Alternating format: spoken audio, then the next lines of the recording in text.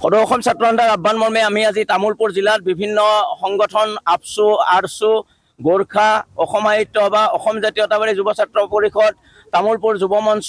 আদি বিভিন্ন সংগঠনৰ সহযোগত আমি সদৌ অসম ছাত্ৰ সন্থাই তামোলপুৰ জিলা উন্নতি সভা অসম সেনাৰ তামোলপুৰ জিলা সমিতিৰ সহযোগত আমি আজি ইয়াত ড্ৰাগছৰ সজাগতা সমদল উলিয়াইছোঁ আৰু এই সমদলটোৰ পৰা এটাই কথা অসমৰ যুৱ প্ৰজন্ম ড্ৰাগছৰ কবলৰ পৰা মুক্ত হ'ব লাগে অসমৰ পৰা ড্ৰাগছৰ বেপাৰীসকল কৰায়ত্ব কৰিব লাগে কোনে অসমৰ বাহিৰত উৎপাদিত এই মাৰাত্মক ড্ৰাগছ অসমলৈ